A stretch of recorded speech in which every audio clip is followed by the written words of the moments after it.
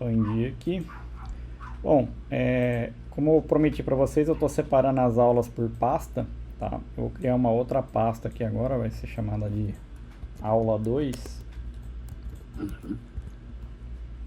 Camila está terminando de editar ali a aula 1, ela vai subir, nós tivemos um problema de áudio lá na outra, mas ela já aumentou o volume lá na aula, ela vai postar já a aula. Bom, assim como a gente aprendeu na aula passada, como cada pasta é um projeto novo, a gente tem que recriar o projeto aqui do zero, tá? Então, como essa aqui eu tô com a pasta master, que é onde tem todas as pastas, eu só vou mudar aqui no VS Code para ele acessar a pasta da aula 2 como aula normal aqui. Deixa eu pegar aqui, curso, aula, abrir, beleza. Então, vou dar aqui um Ctrl J, no de vocês também eu acho que é a mesma coisa aí no VS Code de vocês no Windows, tá? Eu vou colocar aqui um Go Mod Init aula 2. A gente aprendeu na aula passada aí que o Go Mod Init, ele inicia um projeto do zero com o nome do projeto que vocês quiserem colocar, tá? Então vou dar Enter aqui. Ele criou o nosso Go Mod aqui, ó, provando que criou o nosso arquivo. A gente vai criar a nossa main aqui, .go. Tá? E vamos colocar aqui com o nome de main aqui dentro, e vou criar a nossa função main que a gente aprendeu a criar na aula passada aí para iniciar o projeto. Eu vou só criar um FMT aqui só para testar se tá tudo certinho aqui. Então criei aqui, eu vou dar um go mod tide só para ele baixar os pacotinhos. Beleza, tá funcionando. E vou dar um go run aqui só para ver se está imprimindo o texto. Bom, imprimiu aqui o nosso Hello World que a gente fez na aula passada. Então, a partir daqui a gente já consegue iniciar a aula já. Tá. Então, vamos lá. Na aula de hoje a gente aprendeu a questão das funções, né? Na aula passada a gente viu só um preview sobre ela, tá? Então, vamos lá. Para criar uma função, toda função ela começa com a palavra func, tá? A gente pode dar um nome, vou dizer aqui que eu vou criar uma função de somar, por exemplo, tá? Então a gente pode dar um nome para essa nossa função. Tem uma diferença de vocês escreverem a sua função com a primeira letra em maiúsculo ou não, tá? Se você escrever com a letra maiúscula a sua função, ela vai poder ser usada por qualquer parte da sua aplicação, pessoal. Se vocês escreverem com ela minúscula, quer dizer que ela só vai poder ser usada dentro da sua aplicação. Ah, Paulo, mas quando que eu vou usar dessa forma? Existe uma outra forma? Eu vou querer compartilhar isso para outras pessoas? Eu estou vendo aí que você está... como que o Go funciona, por exemplo, o que você deu ali, um Go ROM ali, o Go é só no comando, Só tem comando? Go é só comando entre aspas, tá? A gente tem a ferramenta do Go rodando em diversos aspectos, tá? Se você quiser rodar ele também com botão, você também pode rodar ele com um botão. Você vai clicar aqui, ó, por exemplo, nesse cara aqui, ó, rodar ou debugar. Você clica nessa baratinha aqui, aí você vai criar um launcher. A gente ensinou a criar o launcher aqui, eu vou só repetir um pouquinho, tá? Vou clicar aqui, ó, no launcher. Vou escolher aqui a opção Launcher Package, né? Se você colocar a opção Auto aqui, ou Run ou Exec, ele vai rodar, tá? A gente rodou no modo como Debug, ó.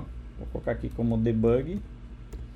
E vou colocar aqui que eu quero que rode com qualquer arquivo que tiver no meu projeto, que é o Work Folder, tá? A partir do momento que você salvou esse carinha aqui, ele vai criar essa pastinha automática aqui, ó, chamada .vscode, tá? Aí quando ele criou esse arquivo aqui, aí você praticamente vai ganhar esse ícone aqui, ó, verde em cima. Aí se você clicar nele, ele roda também do mesmo jeito. Olha lá, ó, ele vai rodar aqui, olha lá, ó, gerou Hello World em azul aqui, ó. Tá? Se eu clicar de novo nele, ó, olha lá, ó, virou Hello World em azul de novo, tá? Mas é muito raro a gente ficar usando o modo debug desse jeito, tá? A gente acaba utilizando o debug ao decorrer para entender o que está acontecendo numa função. Aí a gente vai, você vai observar isso aqui durante a aula, tá? Entendi, beleza. Ok? Então vamos lá. Bom, aqui eu criei aqui uma função chamada soma e coloquei uma variável. Aqui vocês veem aqui que eu coloquei para somar dois inteiros, mas eu não precisava colocar, por exemplo, a variável de int repetida duas vezes. Por quê? A letra A é a minha variável A que eu quero somar e a minha letra B é a minha variável B que eu quero somar. Eu poderia diminuir o fonte aqui, ó, tirando o int e deixando só desse jeito, A, B, né, separando por uma vírgula, tá?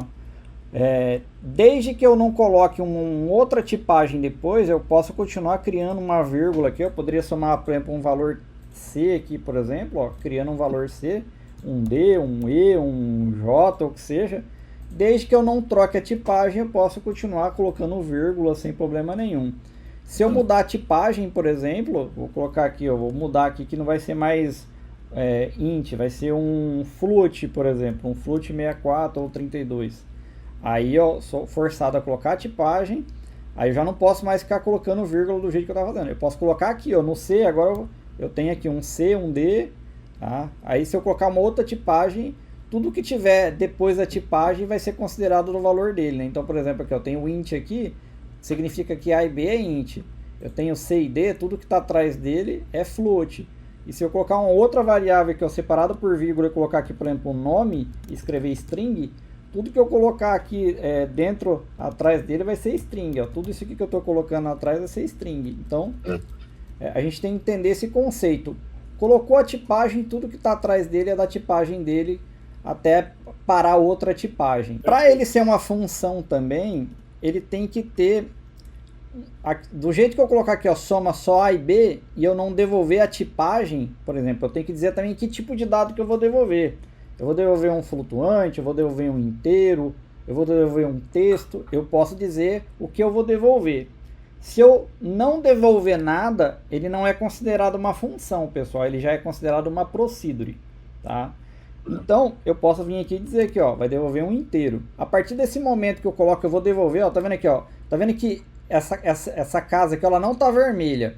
Eu vou escrever int agora.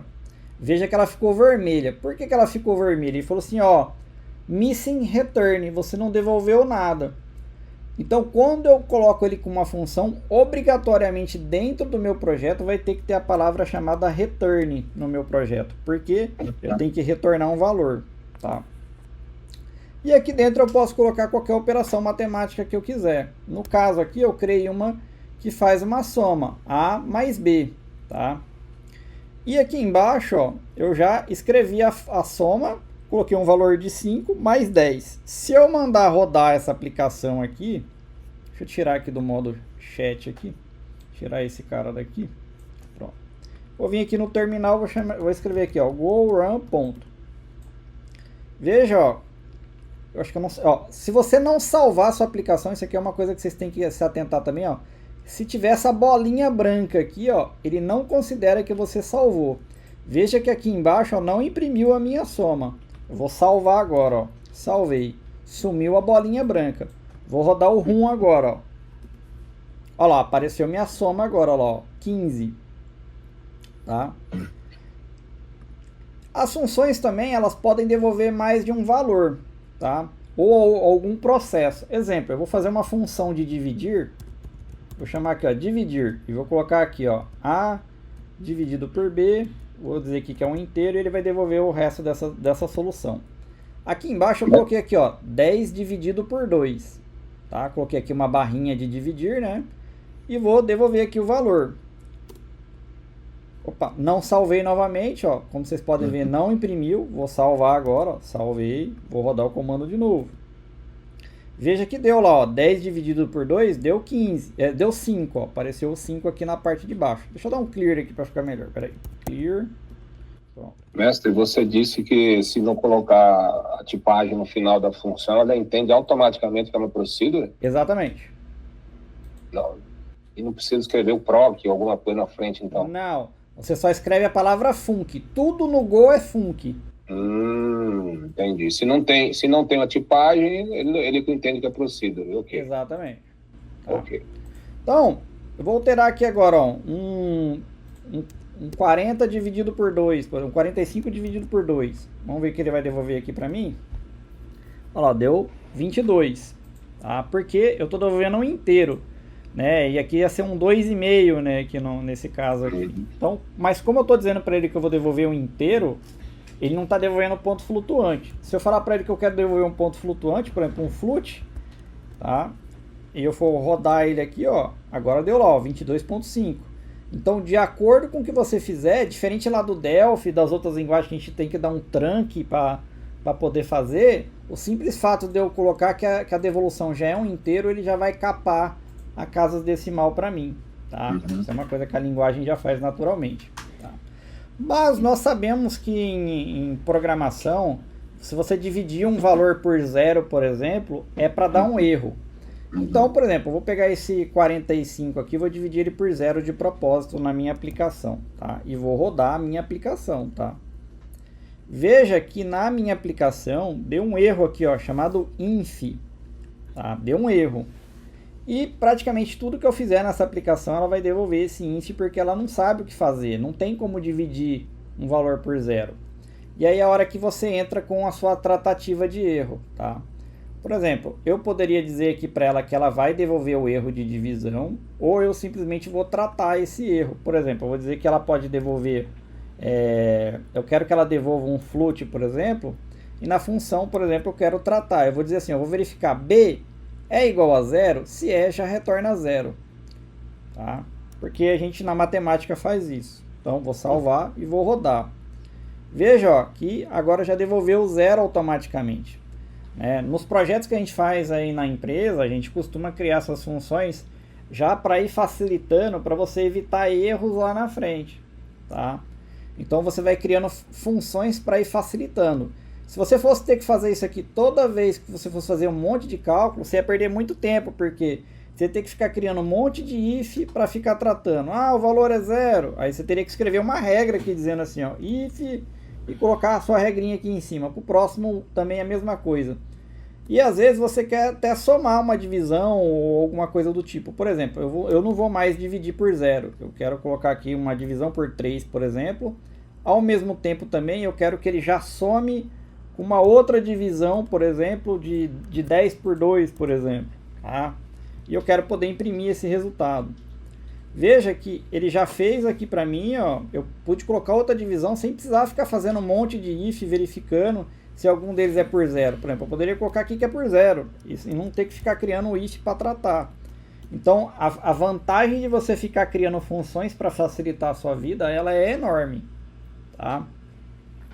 Alguma dúvida quanto à questão da função? Não. Beleza. Eu vou criar aqui uma outra função que ela vai ler um arquivo. A função dela é ler o arquivo, tá? Então, eu vou criar um arquivo aqui primeiro. Vou chamar aqui, ó, de arquivo, o nome dele mesmo, tá? Vou chamar ele aqui de um CSV, ele vai ser um CSV, tá?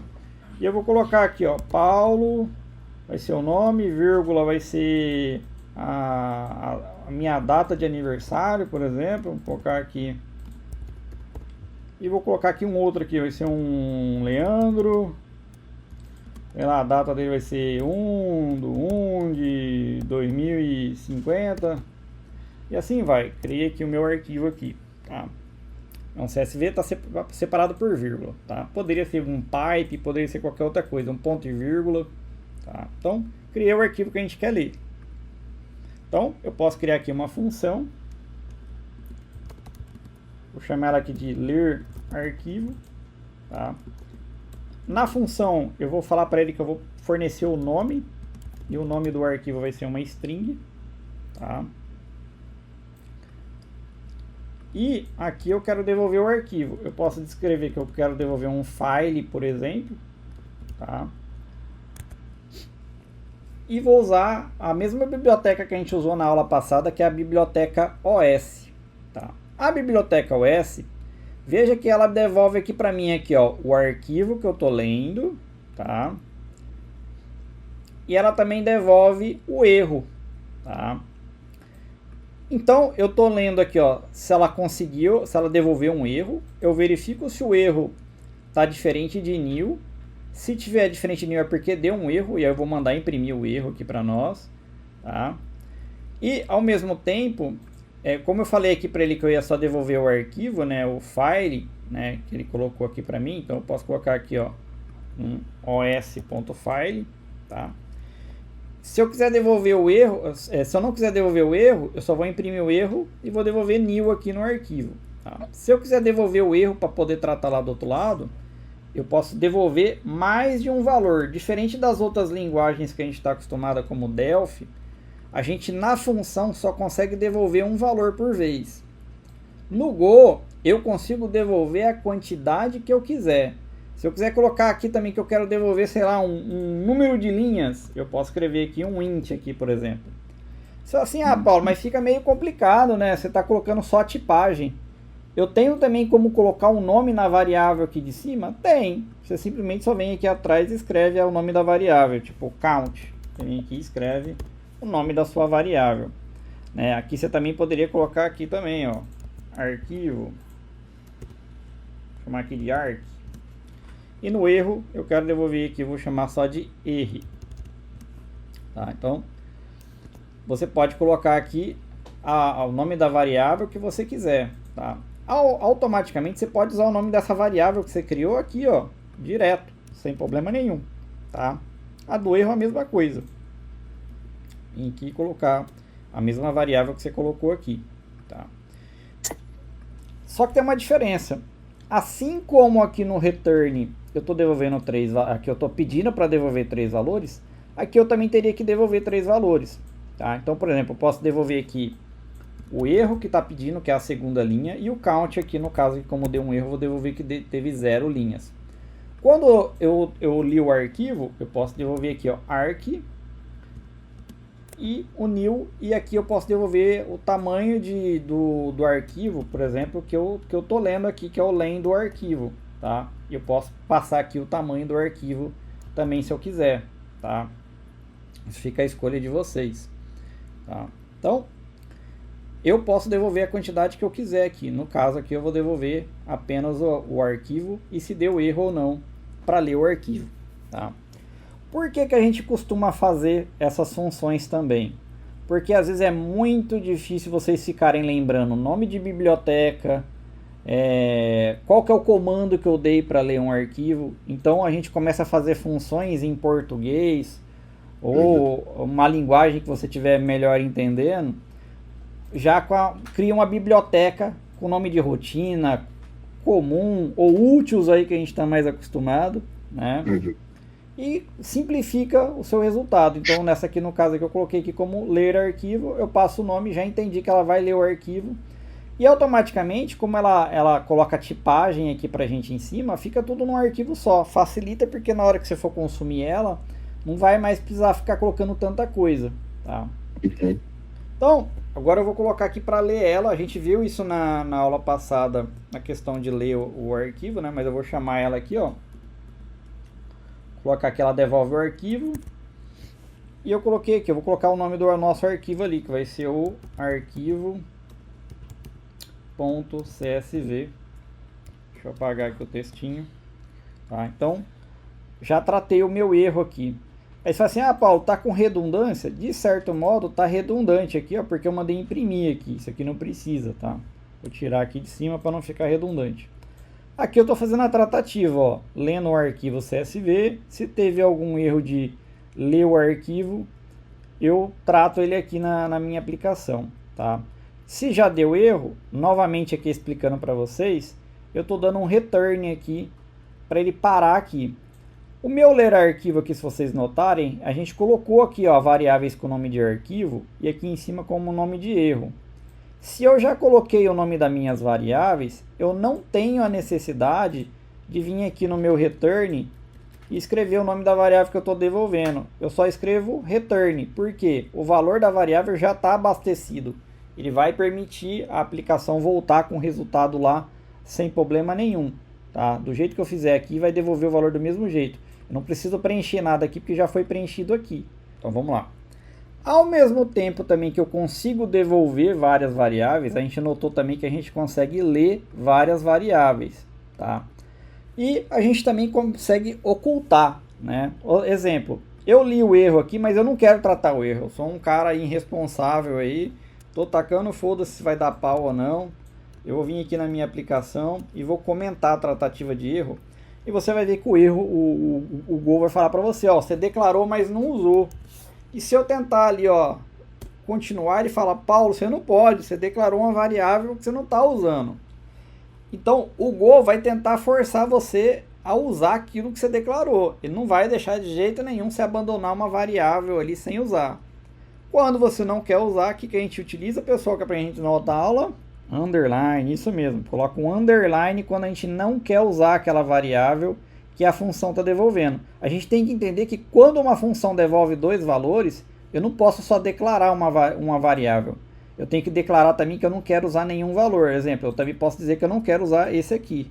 Só que ele vai chiar falando, ó, você criou aqui com 2 pontos e não está usando nada. Se eu colocar a palavra igual aqui, ó, ele vai deixar também.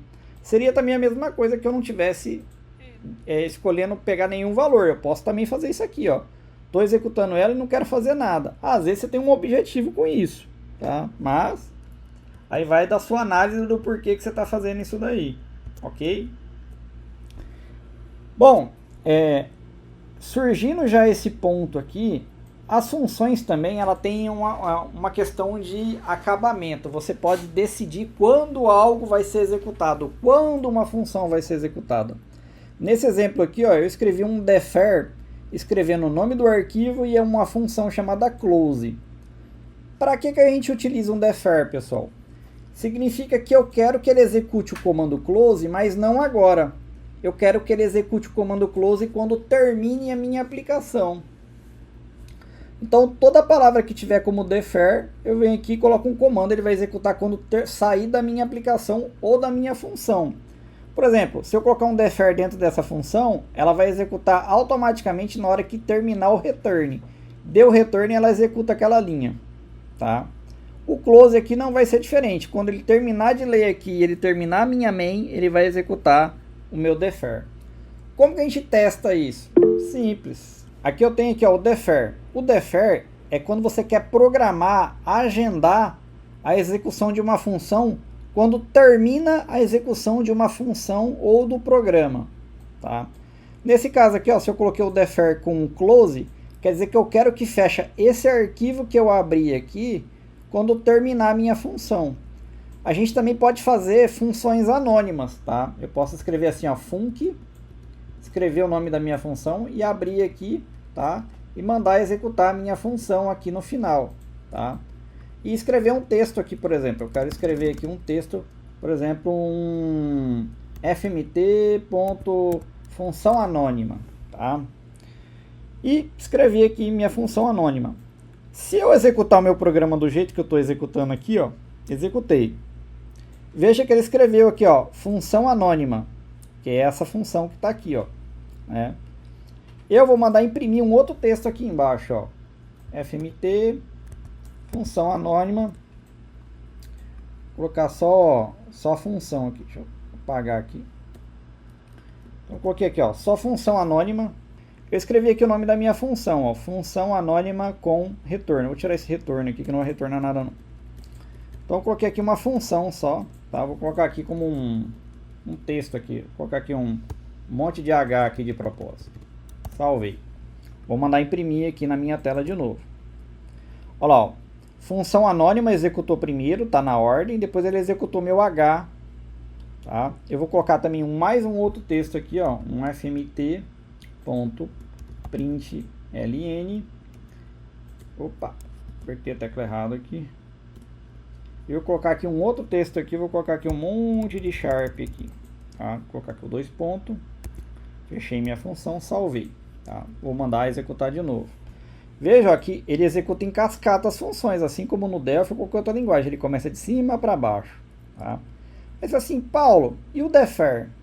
Agora, nessa função anônima aqui, eu vou escrever defer atrás dela, ó, defer. A gente viu que ele executou essa, depois ele executou essa, depois ele executou essa, correto? Coloquei o defer agora. O defer que eu falei para vocês só executa por último, tá? Então, vou vir aqui agora e vou executar o comando de novo. Rodei. Falar, uai, Paulo, mudou a ordem agora, tá vendo aqui, ó, que antes aqui ela imprimiu primeiro aqui a função anônima e agora ela executou por último, tá vendo?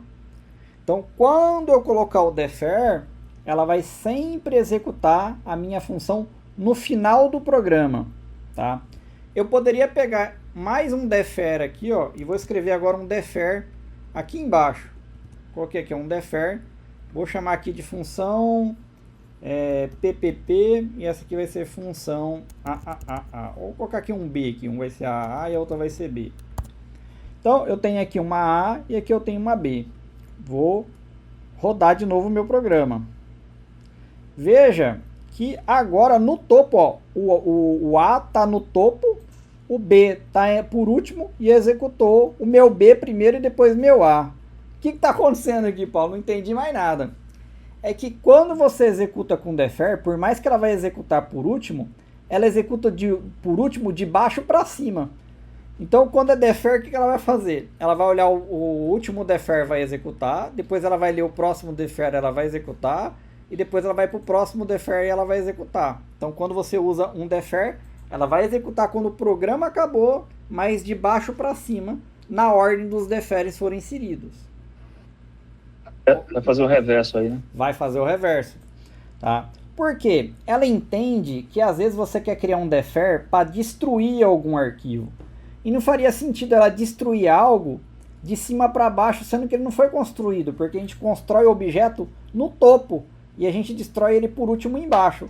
Imagina esse cara aqui, ó, que ele quisesse fechar o arquivo, mas ele nem abriu o arquivo ainda primeiro, tá?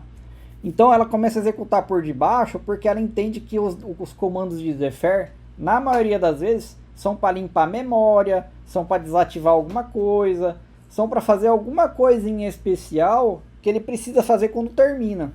É muito comum aí para essa questão de memória RAM, né, o pessoal utilizar para limpar a memória RAM, né? Às vezes você deu aquele arquivo mega pesado, 1 GB, 16 GB, 50 GB, e ele está lá na memória. Enquanto você não der o close nele igual eu estou fazendo aqui, ele não libera o arquivo. E tem aquela também, tem gente que tem muito costume de esquecer de fechar algum arquivo, fazer alguma coisa. Então, na maioria das vezes, quando vocês tiverem, por exemplo, uma conexão com o banco, conecta no banco, já dá um defer para dizer que você quer fechar a conexão já no começo, porque depois que você estiver programando, pouco importa a hora que você fizer as coisas, o defer vai executar por último e vai fechar o banco para você não ter esquecido de fechar o banco. No Delphi a gente tinha o costume de usar um try finally, e no finally a gente coloca lá, dá um free na memória, né? É a mesma coisa aqui, só que o contrário, né? A gente acaba só colocando a palavra defer e ele vai limpar ela por último, tá? Não importa se seu app deu defeito, ela vai vir aqui e vai executar isso, tá? Mas, viu, mestre, eu tô entendendo, então, que o Go você tem que ficar controlando isso aí também, por limpeza de memória, essas coisas, né? Vamos lá, ó. O Go, ele tem uma coisa chamada Garb Collection. O que é o Garb Collection? É o cara que limpa a memória RAM para você. Só que o Garb Collection, ele não fica executando toda hora, pessoal. Ele tem um ciclo que ele vai fazer, sei lá, a cada 10 minutos, a cada 1 hora, ou a hora que ele bem entender. Simplesmente ele fala assim, vou executar agora, ele vai lá e executa agora e limpa a memória para você. Só que, dependendo do tipo de aplicação que você estiver fazendo, sei lá, lendo arquivos que é gigantesco aí, você não pode ficar deixando lá a máquina querer limpar a memória a hora que você bem quiser. Falar, limpa aí a hora que você quiser. Vai estar lotado. Às vezes você faz uma aplicação que recebe um monte de arquivo. Aí você pega um arquivo de 1 GB, daqui a pouco você pega outro de 2 GB, daqui a pouco de 3. Quando você vê, já ocupou 16 GB de memória da máquina do cara. Eu criei uma tela, vou ler o arquivo, certo? Eu fechei essa tela. O Go não fecha, não limpa da memória esses troços, não? Se você fechar o programa, ele vai limpar a memória. Se o programa continuar aberto, ele vai continuar na memória. Entenda que o Go, ele é console, tudo console, tá? Certo. A tela que supostamente você teria seria de uma API, por exemplo. Você pode devolver uma tela na API, você pode devolver um GET como um site, você pode devolver um site como API, ele seria web, mas no Go não tem tela física. Não que não tenha, eu já consegui fazer jogos em Go, tá? E aí ele cria uma tela, mas é uma mecânica ainda meio complexa para vocês entenderem, mas o Go não foi feito para fazer tela. Então vamos lá. Então, entendendo que o defer vai ser o último que vai ser executado, tá? A gente tem que se preparar para isso, tá? Aqui eu estou dando um close com o defer, não que o arquivo vai ficar lá na memória, ele vai sair da memória, é que eu tenho que dar um close, por quê? Pode vir um coleguinha e querer ler o mesmo arquivo depois. Você já leu o arquivo, para que você vai estar segurando o arquivo para o coleguinha? Tá? Então, quando você já fizer ações pré-definidas, você pode ir lá e fechar o arquivo sem problema nenhum. Tá? Tem uma diferença também, que você pode pegar, ler o arquivo, pegar todo o conteúdo dele e armazenar em memória, ou seja, você pode colocar ele ali num bytecode e armazenar ele em memória e simplesmente fechar o arquivo e editar só a memória do arquivo, e depois, quando você terminar de editar ele todo, você devolve a sua edição para o arquivo. Quem que faz muito isso? Aquele TextPad++. Se você abrir o TextPad++ no mesmo arquivo várias vezes, você vai ver que você pode editar ele todo, enquanto você não salvar, ele não foi lá memorizar no arquivo. Então ele usa a mesma técnica, dando um close lá no arquivo depois que ele já leu, né? E aí na hora que você salvar, ele vai lá no arquivo, salva de novo e dá o close de novo. Tá? Então mais ou menos essa é a ideia. Tá? O defer também, ele pode ser usado para fechar uma query, por exemplo. Às vezes você deixou uma query de consulta aberta e você, sei lá, já terminou a função, por um acaso você esqueceu de fechar. Para evitar o tal do esquecimento, a gente sempre vai usar o defer. Tá? Como esse curso, o intuito dele é ensinar Go e não a framework que a gente utiliza em trabalho, a gente vai ter a aula dela depois, tá? O intuito aqui primeiro é vocês entenderem como é que funciona o Go, porque não adianta nada vocês irem para uma framework sem entender o que está acontecendo por baixo. Tá? Então a ideia aqui é vocês aprenderem a coisas de mercado primeiro, ou seja, vai fazer uma API, vai fazer um microserviço, vai fazer o Go funcionar de qualquer jeito sem depender de uma framework de terceiros. Por quê? Pode chegar um caso, por exemplo, de uma empresa querer que você, uma fábrica, alguma coisa, que faça algo que um core, um framework nosso lá do trabalho não vai fazer. Tá? E aí você vai ter que ser obrigado a programar na mão aquilo, tá? Com bom desempenho, com tudo. A gente sabe que o Go aí tem mecânicas para fazer muita coisa rápida, tá? A gente vai aprender isso durante o tempo, tá? A gente vai aprender a trabalhar com Go Routines, com Channel, tá? Eu não vou explicar nada disso aqui para vocês nesse momento, porque só vai ocupar tempo da aula, ok? Então vamos lá, continuando a nossa aula de função. Bom, ao mesmo tempo aqui que a gente fez um defer com uma função anônima, a gente aprendeu também a criar uma função anônima. Eu vim aqui, ó, criei a palavra func, não dei nome nenhum para ela e já executei ela aqui embaixo. Tá? As funções anônimas, elas também podem ser passadas valores. Por exemplo, eu vou colocar aqui um x, eu vou escrever aqui a tipagem dela, vou escrever aqui, ó, string. Tá? Veja que automaticamente aqui embaixo já me cobrou um valor, tá? Eu posso escrever aqui um valor, tá? Vou colocar aqui um monte de A aqui para ela. E por algum juízo desnaturado o meu teclado tá zoando.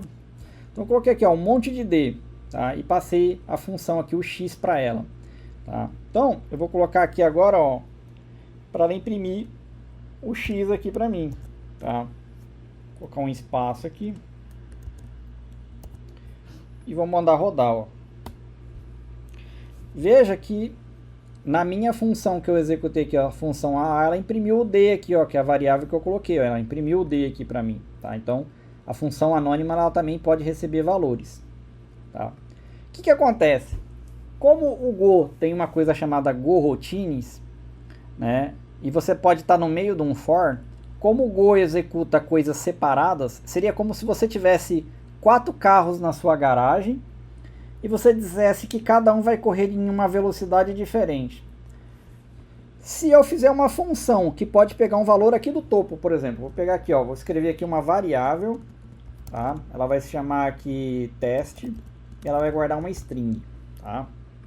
Eu posso vir aqui e dizer, ó, a variável teste vai receber o valor Paulo aqui dentro. Tá? Coloquei lá. Eu posso colocar a palavra Paulo aqui, imprimir a variável teste aqui? Posso, sem problema nenhum. Vou vir aqui, ó, vou imprimir. E vocês vão ver que imprimiu a palavra Paulo lá dentro, ó. Então, saiu a palavra Paulo aqui, ó. Tá? Vou colocar um espaço aqui para não ficar junto ali. Então tá lá, ó, imprimiu a palavra Paulo, ó. Tá? Só que o que acontece? Se eu não passo esse teste aqui para essa variável aqui embaixo, pode dizer que na hora que essa função estiver executando aqui, ela não está mais executando com a palavra Paulo, ela pode estar executando com a palavra Pedro. Eu posso vir aqui e escrever assim, ó, teste, tá? Eu vou escrever aqui, ó, Pedro, tá? E eu vou executar a função aqui de novo, ó. Vou rodar aqui para vocês verem, ó. Rodei, tá? Coloquei Pedro aqui, saiu. Mas e se eu colocar uma condição de corrida? Vou colocar o meu defer aqui, ó. Aqui está o Paulo, correto? Aqui vocês viram que ela imprimiu o Paulo. Vamos ver o que ela vai imprimir agora? Olha lá, imprimiu o Pedro no lugar agora, ó. Por quê? Porque como eu não coloquei o valor sendo passado para ela, ela pega o valor que está no tempo da memória, tá? E como ele mudou esse valor, e eu não passei ele para a função, ela vai executar o Pedro, que foi a última variável que teve. Mas e se eu falasse assim para ela, assim, ó, eu quero passar o teste para a função, tá? Vou colocar aqui a palavra teste aqui dentro, como uma função aqui para ela poder imprimir a palavra teste aqui para mim, tá? Então, vou salvar aqui, ó. Eu tenho X agora que é ela, e eu tenho ela aqui como teste, tá? Vou colocar um separador aqui também, para facilitar aqui. Vou colocar um pipe aqui, pronto. Então, vou mandar executar minha função. Olha só o que aconteceu, ó. Imprimiu o Paulo e imprimiu o Pedro. Vou tirar a função de corrida para vocês verem. Tirei aqui o defer. Vou mandar imprimir agora. Veja que imprimiu Paulo e imprimiu Paulo. Vou colocar o defer de novo, ó. E vou rodar ela de novo. Tá vendo que ela imprimiu Paulo e depois ela imprimiu Pedro? O que acontece? Quando eu forneço o valor para a minha função anônima e ela é do tipo defer, é como se ela tivesse tirado um print desse valor aqui na memória e ele vai executar exatamente com aquele print que eu mandei ali. Por mais que você tenha mudado o valor aqui da minha variável, ela não quer nem saber.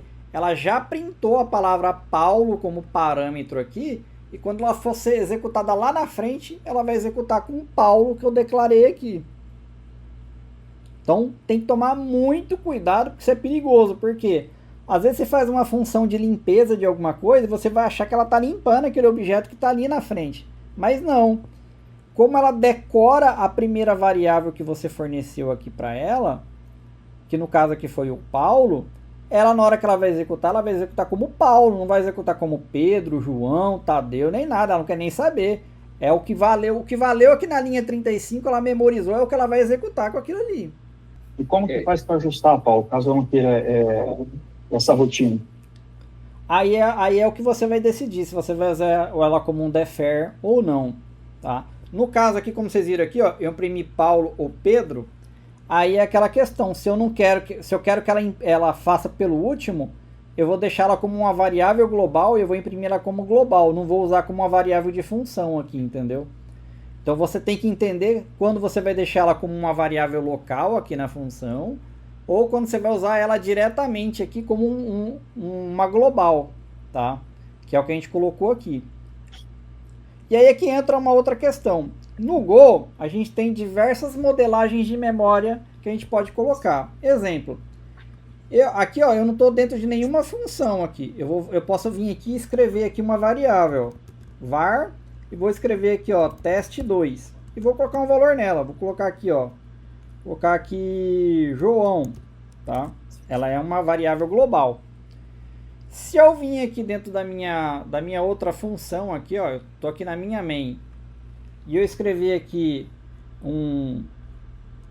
vamos imprimir a variável João aqui, ó, println, e vou vir aqui e vou imprimir João. Então vai ter aqui a minha variável teste2 e vou mandar imprimir. Então vou rodar aqui meu programa. Olha lá, ó, imprimiu o João aqui no topo, ó, tá? Deixa eu dar um clear aqui. Vamos rodar ele aqui, ó. Tá vendo aqui que no começo imprimiu o João? Tá? Porque esse cara aqui virou global para todo mundo. Então, se eu quiser imprimir aqui, ó, FMT e imprimir João de novo, eu posso? Posso, porque ela virou global para todo mundo. Quando eu coloco uma variável dentro da minha função, vou colocar aqui uma outra aqui agora, teste3, por exemplo. Tá? Vou colocar aqui um valor para ela aqui, vai ser Camila aqui. Tá? Eu posso vir aqui dentro da... Opa! Aqui, trigger, deixa eu ver o que eu sei que coloquei trigger. Eu tenho alguma com teste. Vou colocar aqui esse aqui mesmo. Então, vou criar aqui uma variável chamada teste aqui, ó. Tá? Criei uma variável teste com a Camila, tá? Ela tá vermelha aqui porque eu não estou usando. Vou mandar imprimir agora, ó. FMT .println e vou mandar aqui imprimir o teste 3, tá? Então vou mandar imprimir agora. Veja que imprimiu aqui a Camila, depois veio o João, tá vendo aqui? Só que se eu pegar aqui esse aqui que imprimiu o João, eu posso colar essa função aqui dentro, ó, dessa ler arquivo, e veja que como a outra é global, geral, eu consigo utilizar ela. Se eu quisesse, por exemplo, tentar pegar essa 3 aqui e eu jogar aqui dentro, eu posso pegar ela, vou colocar aqui ó, dentro, ó. Viu que ela ficou vermelha? Então, variáveis que você declara dentro de uma função, ela só enxerga dentro daquela função. E variáveis que você declara no topo como geral, ela serve como genérica para todo mundo. Só que existe uma outra metodologia também, que é a chamada de função de bloco. Que ela entende o quê? Toda função if que você abrir, case, ou qualquer outra coisa que você abra que é um begin end, se eu quiser criar uma var aqui, eu escrever aqui ó, uma variável chamada teste5, por exemplo, e eu dizer que ela é uma string, tá? Eu mandar imprimir ela aqui, eu posso mandar imprimir ela aqui, ó, fmt .println, tá? Eu vou colocar aqui, ó, teste5. Eu vou colocar aqui o nome aqui direto também da variável. Vou explicar para vocês também aqui outra coisa aqui, vou colocar agora aqui Rubens aqui, ó. Rubens, então tá aqui, Rubens. Então eu coloquei aqui, ó, vai imprimir. Tá vendo aqui que tá o teste 5? Se eu pegar esse mesmo teste 5 aqui e eu colar aqui embaixo do if, vai funcionar? Não, não vai. Por quê? Como essa variável ela foi declarada dentro do if, só o if enxerga ela. Quem tá fora dela não enxerga ela, tá? Então a gente também tem que tomar cuidado aonde a gente coloca a nossa criação de variáveis. Automaticamente também a gente tem que entender que quando esse if terminou, ele já limpou isso aqui da memória. Já não existe mais. Quando termina cada bloco de função de variável que você colocou, ele já limpa ela, tá? Pode ser que ela limpe a variável, mas a memória ainda esteja alocada, porque tem uma diferença de você ocupar uma variável com valor e não ter nada lá dentro. Ela vai limpar que não vai ter nada valor lá dentro, mas ela deixa alocado já o tamanho. Por exemplo, se ela pegou 10 MB de memória RAM, ela limpa, mas ela já deixa alocado 10 MB de RAM para aplicação. Quando o Garb Collection detectar que você não usou aquilo lá por um determinado tempo, aí ela limpa. Seria como se fosse um spool de impressão, tá? E aí ela vai decidir quando ela vai limpar. Outra questão, vocês viram que eu coloquei aqui em cima como var, e aqui embaixo eu coloquei ela sem nada, sem var aqui a palavra. O Go permite, desde que você descreva a tipagem que você está escrevendo, você pode escrever aqui, por exemplo, um número, e vir aqui eu colocar um ponto, 2 pontos igual, ele já entende que você está alocando memória. E se eu colocar aqui, por exemplo, 0,00, ele já entendeu que eu estou alocando um número flutuante. Se eu não colocar a vírgula, ele vai entender que aqui é um inteiro, tá? Não, isso aí não é uma constante para nós? Não, tem diferença. No Go você pode escrever a constante, que é esse cons aqui, ó. Tá? Você pode colocar aqui o constante, direto, sem problema nenhum. Esse aqui ele vai entender ainda que você pode alterar o valor, tá? Assim como eu peguei aqui, eu escrevi aqui a palavra teste e coloquei Paulo, depois o teste eu coloquei Pedro, eu pude mudar o valor sem problema nenhum, tá? Uhum. Então tem que tomar esse cuidadinho aí, tá? Do mesmo jeito que eu declarei ela aqui sem escrever a palavra var, tá? A vantagem de você colocar o var é que a tipagem não vai mudar depois de um determinado tempo. No JavaScript, aí como o pessoal está acostumado, essa tipagem acaba mudando de acordo com o valor que você vai passando, tá? Uhum. Então, o Go permite você proteger a tipagem da variável setando o tipo. Recomendo fortemente que tipe. Por quê?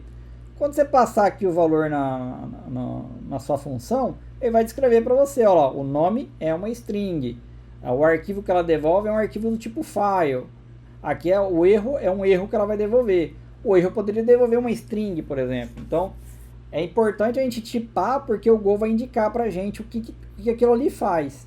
No Go, existe também uma coisa mágica, que se chama comentários. Você pode vir aqui e comentar o nome da função. Você vai pegar o nome dessa função, você vai colocar aqui em cima, tá? E você aqui embaixo pode descrever, por exemplo, essa função lê arquivos que você indicar. Tá? Você pode escrever aqui o texto que você quiser, colocar exemplos e tudo mais. Quando o coleguinha estiver usando essa função, igual eu coloquei ela aqui, e o cara passar o mouse, né, vai aparecer a descrição que essa função faz lá para ele, tá? Então, é bastante interessante você colocar o que a função faz aqui no descritivo dela aqui e salvar, e aí ela vai mostrar aqui pra gente, tá? Na hora que você passar o mouse. Por exemplo, se eu pegar aqui essa da Open, por exemplo, vou pegar aqui a Open aqui que a gente está usando, ó. Essa aqui é a Open. Quando eu passei o mouse em cima, olha lá o que a Open escreveu para mim, ó. Open, quando você informa o arquivo, ela lê o arquivo. Se sucesso, o método retorna o arquivo e você pode usar para leitura. Aí ele colocou aqui, você pode também associar se ela é somente leitura. Se ela der um erro, se ela der um erro, ela vai retornar um erro do tipo path ali, tá? Se eu clicar na função aqui, ó, de Open, veja que ele escreveu aqui, ó, o nome da função e colocou todo o descritivo dela aqui em cima. Tá? Aqui na nossa aplicação a gente pode colocar a mesma forma que ele colocou lá também com barrinha. Coloca aqui barrinha, tá? Coloca aqui só o nome dela na frente, tá? E aqui atrás aqui a gente vai colocar, né, o nosso descritivo. Vai colocar aqui a barrinha, salvou, né? Tem que lembrar que tem que deixar ela colada aqui, ó, em cima da função, para ela poder entender que isso aqui que você está colocando é dela, tá? Então, na hora que eu passar o mouse no descritivo dela, tá vendo que ela criou agora um descritivo para mim, ó? Essa função lê arquivos que você indicar, que é o que eu coloquei aqui, ó. Se eu passar lá agora na minha função aqui, ó lá o descritivo que ela criou, essa função lê arquivos que você indicar. Então ela começa a documentar para você.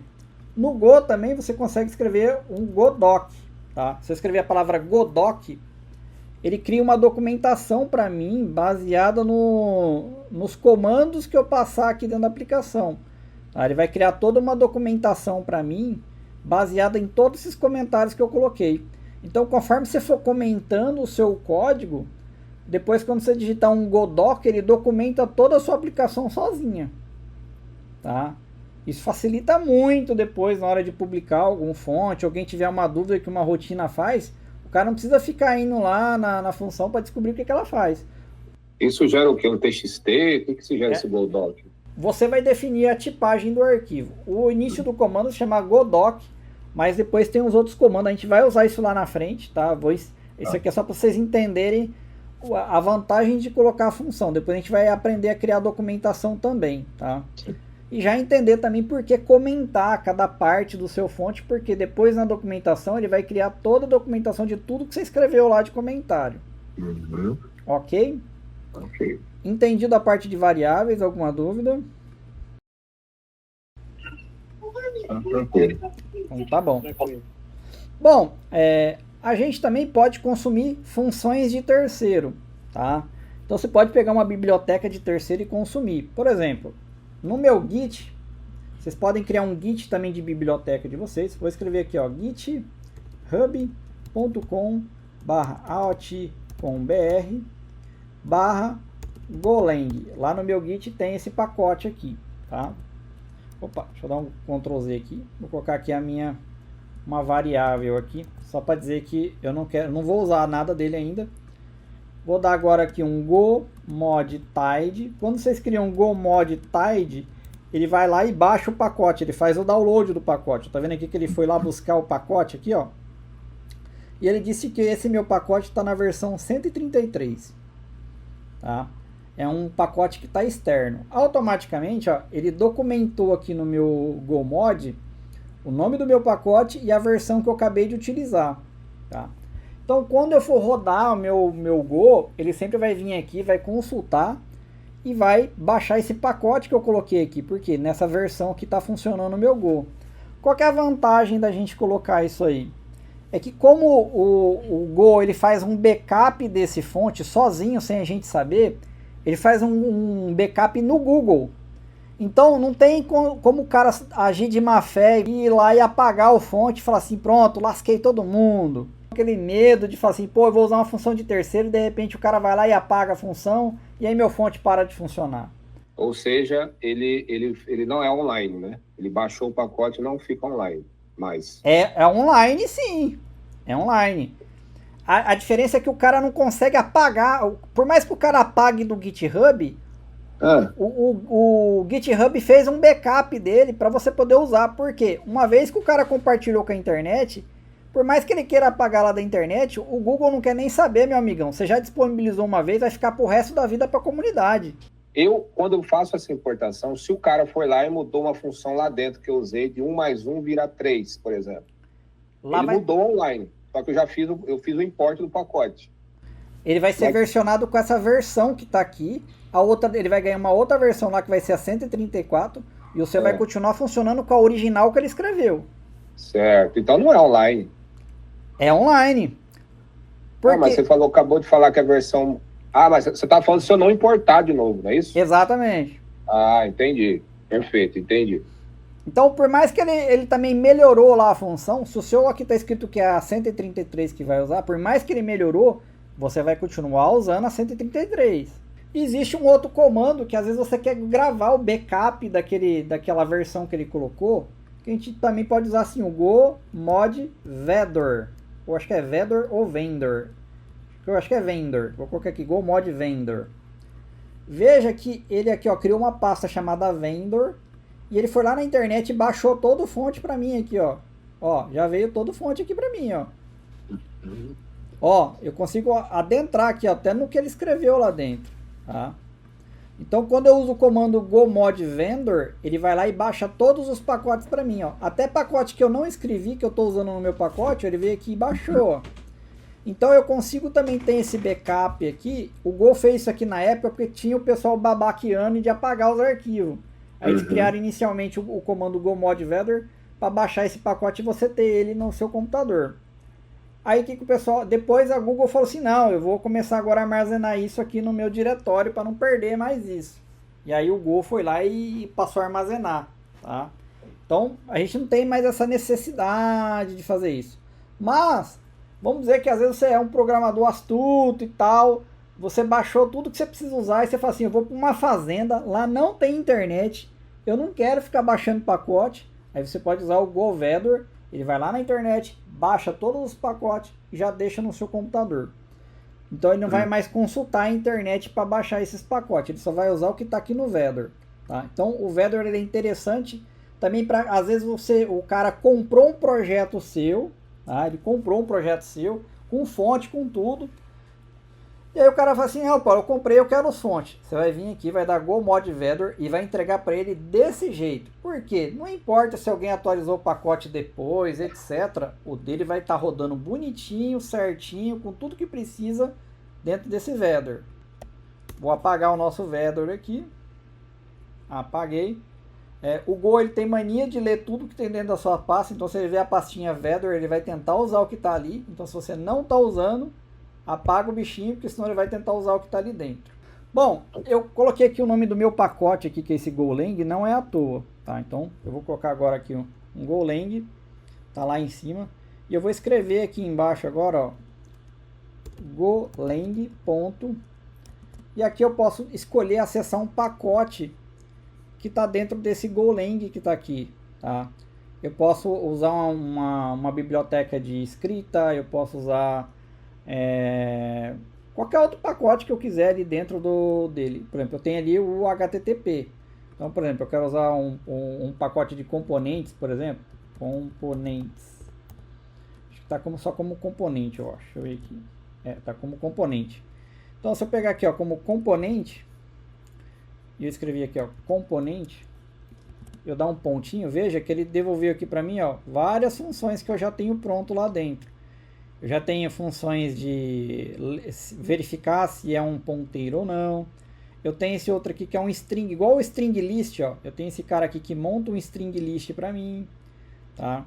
Então eu poderia dizer aqui que eu vou criar, por exemplo, um arquivo texto, por exemplo, var, vou dizer aqui que vai ser um texto e vou dizer que ele é do tipo strings, por exemplo, e vim aqui colocar aqui que era do tipo strings, tá? E usar tudo que tem nesse pacote. Você lembra lá do string list que tem aquele add? Vou vir aqui, ó, texto.add, ó, tá aqui, ó, e aí eu escrevo o que eu quero adicionar aqui igualzinho.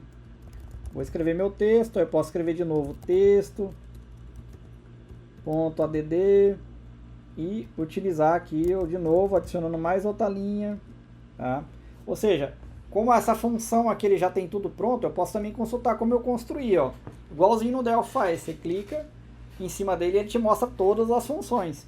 Então veja que nesse componente que eu fiz aqui, ó, que é o strings, ele age da mesma forma que o strings list, ó. Ele tem uma lista de itens que devolve um array de strings.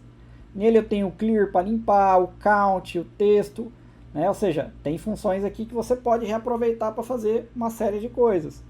Então, às vezes o cara fez uma biblioteca, por exemplo, que lê Excel. Você pode vir aqui no seu pacotinho aqui, escrever o nome da biblioteca que o cara escreveu aqui em cima e vir aqui embaixo e utilizar essa função para ler Excel, tá? Da mesma forma que eu estou usando essa função aqui, ó, eu vou mandar agora imprimir, ó, fmt.println. Eu posso vir agora aqui, ó, vir texto.text, por exemplo. Eu quero que imprima esse texto que está aqui de cima para mim. Então eu vou vir aqui agora, vou dar um Ctrl J e vou vir dar aqui um go run ponto, mandar rodar. Olha lá, ele imprimiu o texto que eu coloquei aqui em cima, ó. Tá? Então ele imprimiu aqui para mim, ó. Então, a vantagem de você pode usar a função sua ou de terceiro à vontade, tá? Essas funções, por exemplo, de somar, dividir, vocês podem ir lá no Git de vocês e criar um pacote, sei lá, chamado Go, meu pacote, o que vocês quiserem, e criar um arquivo .go e colocar todas as funções que vocês quiserem lá dentro. Por quê? É muito comum a gente ficar desenvolvendo vários pacotes para usar em vários projetos. Você não vai ficar escrevendo a mesma função em todos os projetos. Vai lá no Git de vocês e cria um pacote Git para vocês e coloca todas as funções que vocês querem lá. Na hora de usar, vocês fazem igual eu aqui. Vem aqui, coloca o nome de um pacote e passa a usar. Então, conforme vocês forem criando o pacote de vocês, vão reusando esse pacote de vocês à vontade, tá? E vai facilitando a vida de vocês. Esse meu pacote está aqui no Git, tá? Deixa eu abrir aqui para vocês verem aqui. Vocês podem se espelhar nele aí, criar outros pacotes para vocês. Ó, aqui tem meu pacote, ó, que tem vários componentes. Eu criei componente para vários componentes, criei aqui um para HTTP, criei um para converter vídeo, né? E aqui tem também aqui, ó, algum comentário de que algumas funções fazem, né? Vocês podem criar o Git de vocês e escrever, ó, você vê aqui, ó, que são funções Go, ó, e aqui fica tudo no Go. Vocês também podem deixar também o pacote de vocês privado, tá? E só vocês terem acesso a esse pacote. Por quê? Às vezes você suou pra caramba para criar uma função que lê Excel, que imprime PDF, que você não quer compartilhar com ninguém, é segredo do seu negócio. Você pode também criar um ambiente privado aqui, um request privado para vocês e utilizar ele dentro do Go também sem problema nenhum, tá? Então, basicamente é isso que vocês acabam fazendo para facilitar a vida de vocês. Eu criei o meu aqui, inclusive esse pacote que a gente acaba utilizando lá na empresa, que é esse pacote HTTP aqui, tá? Ele já utiliza esse pacote aqui e facilita bastante, porque você não tem que ficar escrevendo todo esse código, que é o tanto de linha que tem aqui dentro, ó. Imagina toda vez que você fosse fazer alguma requisição de HTTP, você ficar escrevendo isso. Você vai escrever 818 linhas de regra de negócio para mandar um arquivo, fazer um response, fazer alguma coisa. Não compensa, tá? Então você vai escrever toda a sua regra de negócio particular de componente de forma separada e reutilizável para você usar lá na frente, para não ficar perdendo tempo com esse tipo de coisa. Ok? Então a gente já estudou aqui função, tá? A gente entendeu que a gente pode devolver valores.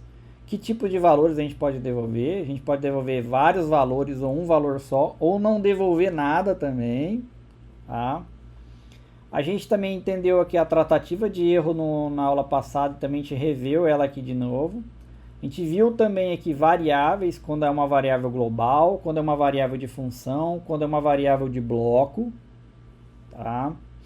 Deixa eu ver mais aqui que a gente viu. A gente também viu o defer, né, a execução dele de cima para baixo, de baixo para cima, e também entendemos também quando utilizar o defer ou não, né? Na maioria das vezes aí vai ser para fechar arquivo, fechar conexão com banco de dados, fechar uma query, pedir para limpar já um arquivo logo de cara para você não ficar esperando o Go limpar para você. Você também pode fazer uma coisa bem surpresa, que é o seguinte: antes de você iniciar uma tarefa, você pode programar, por exemplo, uma função que manda um e-mail, por exemplo. Você pode dizer assim, ó, eu quero que execute esse defer numa determinada situação. Exemplo, você quer alertar que a sua aplicação parou, você quer alertar que deu um erro, você quer alertar alguma coisa, o defer é excelente para esse tipo de coisa. Você também pode usar o defer para gravar um log, você pode usar o defer para N fatores que você quer que executa depois. Por exemplo, existe uma coisa chamada panic no Go que a gente viu ontem, que para a aplicação de uma vez. Você pode colocar um defer e mesmo no panic ele vai executar o defer. Então o que acontece? Às vezes deu um defeito muito grave e você quer usar um defer para recuperar a sua aplicação, reiniciar ela do zero. Por isso que o pessoal acabou gostando tanto do Go, porque você pode simplesmente falar assim, não, eu quero dar um recover e recuperar minha aplicação do zero, e ela vai tentar executar de novo. Na empresa hoje, se a aplicação der erro, ela faz 5 tentativas de fazer a mesma coisa de novo antes de parar o processo. Onde que a gente faz isso? Através do recover no panic. Tá? Você também pode fazer recover de forma infinita. Você não precisa colocar uma numeração de tentativa. Você pode dizer que toda vez que der, você quer tentar se recuperar. E cada vez que você tentar se recuperar, você pode mandar um e-mail, por exemplo, dizendo, tentei me recuperar aqui. Tentei me recuperar aqui. E vai mandando um e-mail pro cara, até uma hora que o cara vai abrir a caixa de e-mail lá e vai assim, putz, a aplicação tá desde manhã cedo me mandando e-mail que ela tá tentando se recuperar, ou seja, tá acontecendo algum problema lá na minha aplicação, que eu não sei o que é ainda, vou lá ver, né? Mas eu usei o defer para mandar um e-mail para mim avisar, tá? Existem outras coisas também, por exemplo, numa aplicação, você pode fazer uma aplicação de venda, e colocar um defer já no topo, que é o que? Mandar um e-mail dizendo fulano visitou seu site e colocar ela como uma rotina que roda paralela. Por quê? Quando você faz uma API, em vez de você fazer o seu cliente ficar esperando uma resposta, o que você faz? Você faz uma Go routine que manda o e-mail, uma outra que faz a venda e uma outra rotina que manda uma resposta para o seu cliente. Por quê? Aí ele já devolve a resposta imediatamente para o seu cliente, tá? Ele não fica esperando o que aconteceu. E aí você faz o processamento por baixo. Ele vai mandar um e-mail dizendo que o carrinho de compra do cara foi com sucesso. Você vai confirmar a compra do cara lá no banco de dados. É muito comum, por exemplo, quando você manda uma nota fiscal para a Receita Federal, ela pode te devolver 200 ou 202. Se ela estiver devolvendo 200, ela vai dizer, recebi a sua nota aqui, mas ainda ela não foi processada. E ela te devolve um protocolo dizendo, esse aqui é o protocolo para você acompanhar a sua nota. Aí quando o servidor da Receita desafogou, ele processou sua nota, quando você for mandar a mesma nota de novo, em vez de ele te devolver um 200, agora ele vai te devolver um 201, dizendo, agora eu processei a sua nota. Né? Mas baseado no protocolo que você mandou. Então, a vantagem de você usar o defer e o Go Routines é que você pode deixar processando lá no servidor e deixar o programa fazendo outras coisas. Claro que isso ao mesmo tempo é muito perigoso. Vamos dizer assim, vamos dizer que você está com 1 milhão de gente mexendo no seu programa ao mesmo tempo. E você deixar muita coisa em stand-by, você tem que entender que você vai acabar com o seu servidor. Vai deixar lá um monte de rotina, cada vez mais empilhando mais rotinas, né? E o seu servidor vai ficar cada vez mais pesado. Tá? No Go você tem como também descrever, eu não quero que ocupe todos os cores do meu processador, quero só ocupar 10. Esse a gente vai ver lá na frente. Então você vai dizer, às vezes o seu servidor é muito fraquinho, você quer dizer, não, eu vou deixar só um core dedicado para essa aplicação. Você pode. Assim como também você pode ser o vilão e falar assim, não, tem 4, 3 é meu e acabou. Tá? Então dá para fazer esse tipo de coisa.